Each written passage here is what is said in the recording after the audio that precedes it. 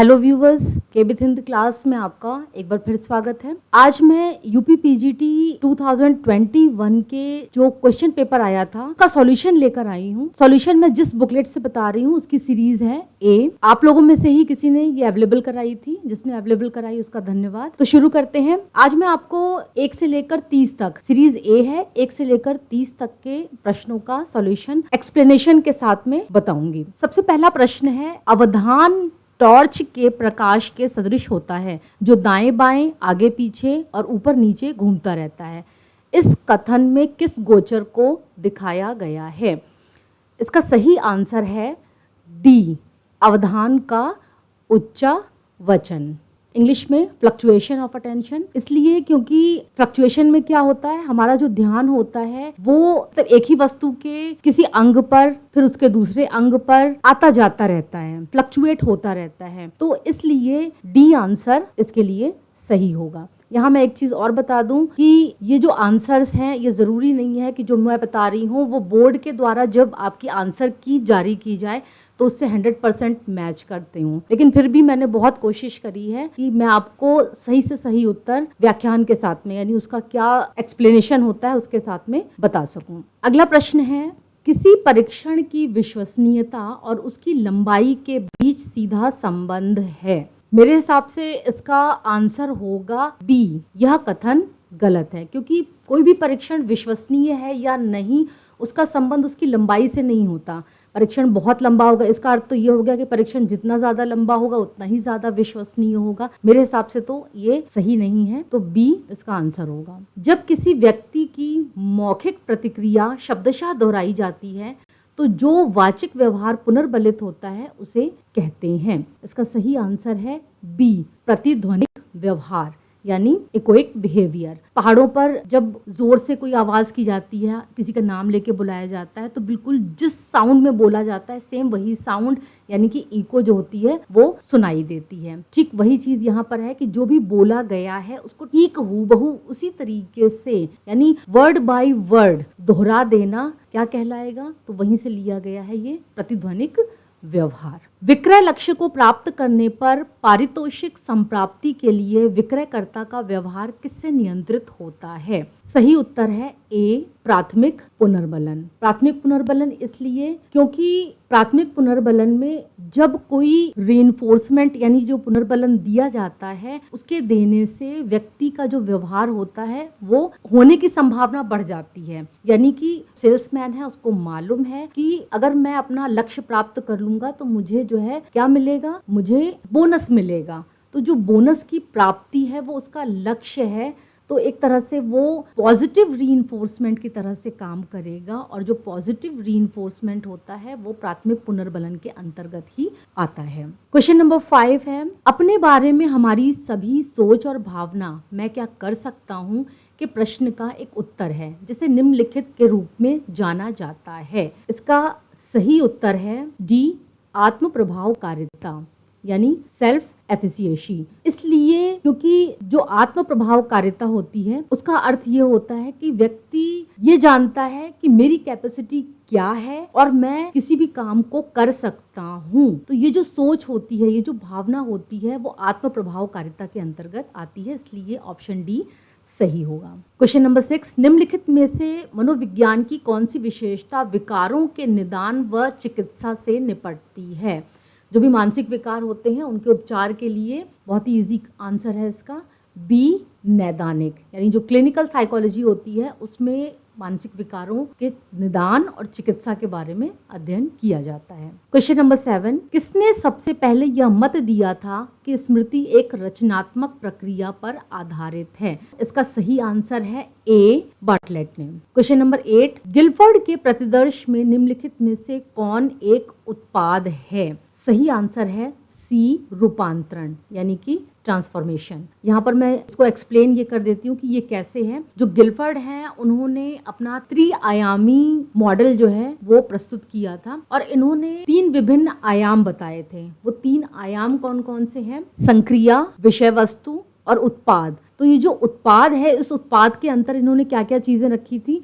इन्होंने इकाई, वर्ग, संबंध, प्रणाली, रूपांतरण और निहितार्थ, इतनी चीजें इन्होंने उत्पाद के अंदर रखी थी। तो यहाँ पर जो ऑप्शंस हैं उनमें इनमें से केवल रूपांतर है यानी ट्रांसफॉर्मेशन है, तो यही सही आंसर होगा। प्रश्न संख्या 9, विशेष शब्दों में कार्य विश्लेषण का वर्णन करता है। कार्य विश्लेषण यानी जॉब एनालिसिस। इसका सही उत्तर है कार्यों की प्रकृति और अवयव। इसलिए क्योंकि जो जॉब एनालिसिस होती है उसमें कौन सा कार्य किया जाना है, जो कार्य जिस जॉब के लिए अप्लाई करना है उस जॉब की क्या विशेषता है, उसकी प्रकृति कैसी है, उसको कितना वेतन मिलेगा, क्या काम करना होगा, वो सारी चीजें उसमें डिस्कस की जाती हैं। इसलिए सही आंसर यही होगा कि nature and component of task, B. प्रश्न संख्या 10, टंकण को सीखते समय उच्च क्रम और निम्न क्रम अधिगम में संघर्ष कब होता है? इसका सही आंसर मेरे हिसाब से होगा ए, अक्षर आदत से शब्द आदत में बदलना। क्योंकि जब हम टाइपिंग स्टार्टिंग में सीखते हैं तो हम अक्षरों को ही सीखते हैं कि अक्षर किस स्थान पर किस फिंगर से टाइप होंगे, लेकिन जब हम शब्द बनाना सीखते हैं तो उसमें हमें कई बार की का इस्तेमाल करना पड़ता है। उसकी वजह से जो संघर्ष होता है वो अक्षर आदत से शब्द आदत में बदलना के अंतर्गत आएगा। प्रश्न संख्या 11, लघुकालिक स्मृति की सूचना दीर्घकालिक स्मृति में डैश से प्रविष्ट होती है। इसका सही आंसर है सुविस्तृत पूर्वाभ्यास यानी ए। जो लघुकालीन स्मृति होती है यानी एसटीएम होता है, उसमें जो सूचनाएं होती हैं वो एलटीएम में रिहर्सल के कारण जाती है। यानी एसटीएम जो होता है वहाँ पे रिहर्सल होती है और उस रिहर्सल के कारण सूचनाएं एलटीएम में जाती हैं। तो जो एसटीएम में रिहर्सल्स होती हैं वो दो टाइप की होती हैं, एक होती है मेंटेनेंस रिहर्सल और दूसरी होती है इलेबोरेटिव रिहर्सल। तो जो मेंटेनेंस रिहर्सल होती है, जिसको हिंदी में इन्होंने संरक्षण पूर्वाभ्यास कहा है, ये जो होती है इसमें केवल जो सूचनाएं होती हैं वो एसटीएम में जीवित रहती हैं, केवल जिंदा रहती हैं, स्थानांतरित नहीं होती हैं दीर्घकालीन स्मृति में। और जो इलेबोरेटिव रिहर्सल होती है उसमें सूचनाएं जो होती हैं वो मजबूत हो जाती हैं और मजबूत होने के कारण उनका अर्थ भी अच्छे से क्लियर हो जाता है और वो एलटीएम में प्रविष्ट हो जाती हैं, यानी वहां पर स्थानांतरित कर दी जाती हैं। तो सही आंसर है सुविस्तृत पूर्वाभ्यास या इलेबोरेटिव रिहर्सल। क्वेश्चन नंबर 12, प्रत्येक स्कूल के चरण में परामर्श और निर्देशन की मार्गदर्शिका डैश में दी गई है। यहाँ पे जो 4 ऑप्शन हैं उनमें से मुझे तो सही आंसर डी, शिक्षा की राष्ट्रीय नीति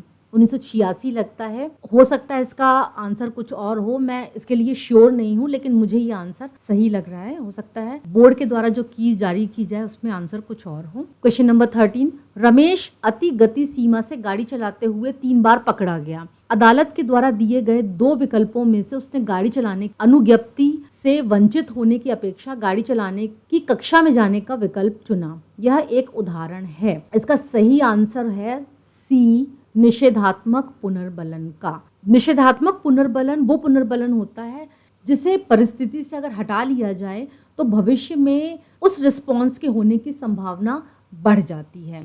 तो यहाँ पर रमेश को अगर पनिशमेंट नहीं मिलती कि वो भविष्य में गाड़ी चलाने से वंचित किया जाएगा तो वो क्या करेगा, वो इस तरह की अनुक्रिया यानी ओवर स्पीड में गाड़ी चलाने की जो अनुक्रिया है वो लगातार जारी रखेगा, यानी उस काम को करता रहेगा। तो उस काम को रोकने के लिए उसको जो पनिशमेंट दी गई है उस पनिशमेंट से बचने के लिए क्लासेस ज्वाइन कर रहा है, जो कि निषेधात्मक पुनर्बलन का उदाहरण है। निम्नलिखित में से कौन सा उपागम प्रयोगात्मक अध्ययनों पर आधारित नहीं है? इसका सही आंसर है सी, मनोविश्लेषण उपागम। क्वेश्चन नंबर 15, बिने साइमन मापनी का 3य संशोधन किस वर्ष में प्रकाशित किया गया? इसका सही आंसर है 1960। 1960 में 3rd रिवीजन प्रस्तुत किया गया। प्रश्न संख्या 16, व्यक्तित्व के आकृतिकरण में निम्नांकित में क्या वंशानुक्रम और वातावरण के सापेक्षिक महत्व को दर्शाता है? और इसका सही आंसर है उपर्युक्त सभी यानी डी। यह आंसर इसलिए है क्योंकि यहाँ पर वातावरण और वंशानुक्रम, किसी भी व्यक्ति का व्यक्तित्व वंशानुक्रम और वातावरण दोनों का कॉम्बिनेशन होता है, दोनों का ही उसमें इम्पॉर्टेंट रोल होता है। तो जो शील गुण हुए वो आपके वंशानुक्रम में आ गए क्योंकि शील गुण वंशानुक्रम से प्राप्त होते हैं। वातावरण की आकृति वातावरण के अंतर्गत आ गई और वातावरण के जो फोर्सेस हैं यानी जो भी बल या शक्तियां हैं वो भी वातावरण के अंतर्गत आ गई। तो दोनों का जो महत्व है वो मिलाकर यानी वातावरण और वंशानुक्रम इस वजह से आंसर होगा डी, उपर्युक्त सभी। प्रश्न संख्या 17, कार्य के आवेदकों की पृष्ठभूमि और अनुभवों के बारे में अधिक विस्तृत जानकारी डैश में खोजी जाती है। इसका सही आंसर है बी, रिक्त आवेदन।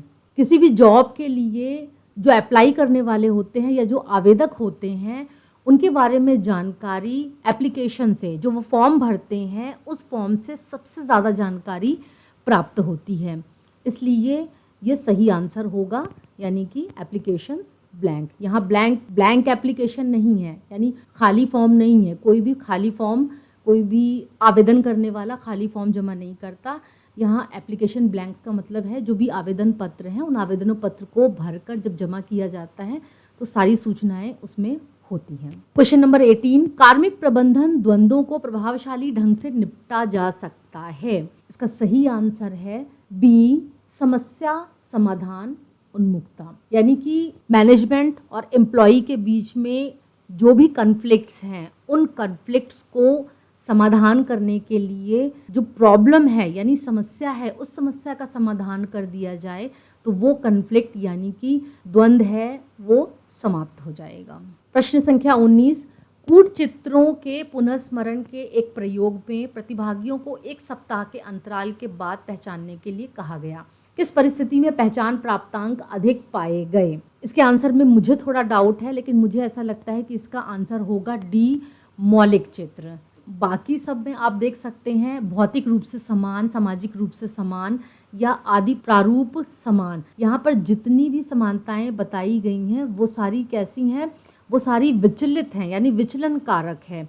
तो जो मौलिक चित्र है, जो ओरिजिनल पिक्चर है, मेरे हिसाब से जो पहचान है वो सबसे ज़्यादा होनी चाहिए। प्रश्न संख्या 20, हृदय धमनी रोग डैश से संबंधित है, और इसका सही आंसर है डी, व्यवहार ए प्रकार। यानी जो ए टाइप बिहेवियर होता है उसमें धमनी रोग होने की संभावना ज़्यादा होती है। ये जो ए टाइप होता है, actually A B C D ये 4 टाइप बताए गए हैं व्यवहार के, और हर एक की क्वालिटीज़ भी बताई गई हैं और साथ ही उनको कौन सी प्रॉब्लम हो सकती है। तो इसमें जो ए टाइप है वो गो गेटर कहा जाता है, यानी कि ये बहुत हाई अचीवर होते हैं, लेकिन साथ ही साथ इनमें अग्रेशन और फ्रस्ट्रेशन बहुत जल्दी आता है। इसकी वजह से इनमें ये प्रॉब्लम होने की संभावना होती है। तो इनका जो है सही आंसर होगा डी, व्यवहार का ए प्रकार। क्वेश्चन नंबर 21, कार्ल यूंग के अनुसार सामूहिक अचेतन एक ऐसा काल्पनिक भंडार है जो निम्नलिखित से प्राप्त होता है। इसका सही आंसर है सी, हमारे पूर्वजों का वैश्विक अनुभव। कार्ल यूंग ने अपने सिद्धांत में अचेतन को 2 भागों में बांटा है, एक है व्यक्तिगत अचेतन और एक है सामूहिक अचेतन। तो जो व्यक्तिगत अचेतन है वो अचेतन का ऊपरी स्तर होता है, यानी सतही स्तर, ऊपर की जो सतह होती है उस लेवल पर होता है व्यक्तिगत अचेतन, और इसमें व्यक्ति की जो व्यक्तिगत यादें होती हैं वो रहती हैं, यानी जो भी दमित इच्छाएं, भूली हुई यादें, बचपन की मेमोरीज जो हो गई वो सारी इसके अंतर्गत रहती हैं।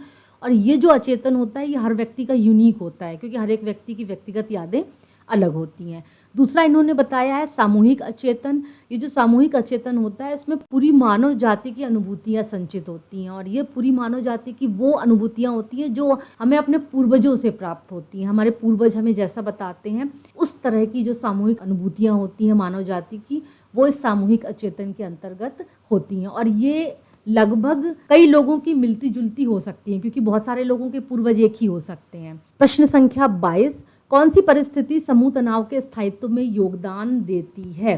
तो यहाँ पर 2 ऑप्शन मुझे लगते हैं सही, एक सी और एक डी। लेकिन अगर इनमें कंपैरिजन किया जाए कि ज़्यादा सही कौन सा हो सकता है, तो मेरे हिसाब से मूल्यों में अंतर ये ज़्यादा सही हो सकता है। क्यों? क्योंकि अलग अलग समूह होते हैं, उनके वैल्यूज़ जो होते हैं वो अलग होते हैं, और उन्हीं अलग वैल्यूज़ के कारण उनमें समूह तनाव उत्पन्न होता है। ये आंसर भी थोड़ी जगह पर सही हो सकता है कि दूसरा समूह अधिक सुविधा में है। जाहिर सी बात है, जब 2 अलग अलग समूह होंगे और एक को फैसिलिटी ज़्यादा मिलेगी, दूसरे को कम मिलेगी, तो उनमें आपस में तनाव बढ़ेगा, बना रहेगा। ज़्यादा सही उत्तर मुझे सी लगता है, लेकिन सी और डी, अब बोर्ड क्या बताता है। जो प्रश्न मैं बता रही हूँ उनमें आपको क्या उत्तर लगता है, आप भी अपने उत्तर कमेंट सेक्शन में ज़रूर बताइएगा कि मेरा उत्तर आपको सही लग रहा है या आपको कोई और आंसर आपको लग रहा है कि हाँ ये सही है।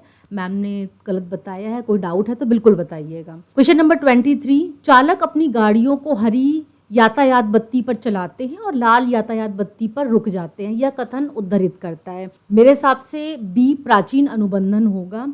क्यों? क्योंकि प्राचीन अनुबंधन में पावलव ने जो कुत्ते के ऊपर एक्सपेरिमेंट किया था उसमें उन्होंने कुत्ते को विभेदन करना सिखाया था। विभेदन कैसे?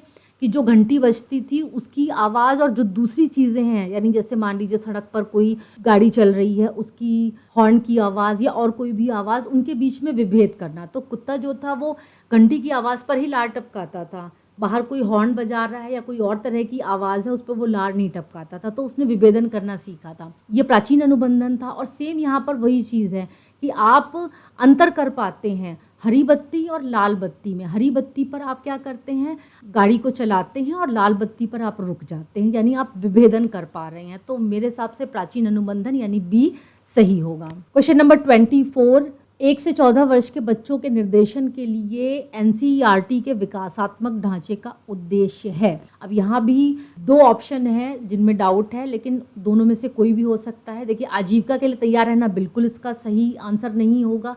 हिंसात्मक व्यवहार की रोकथाम भी सही आंसर नहीं होगा।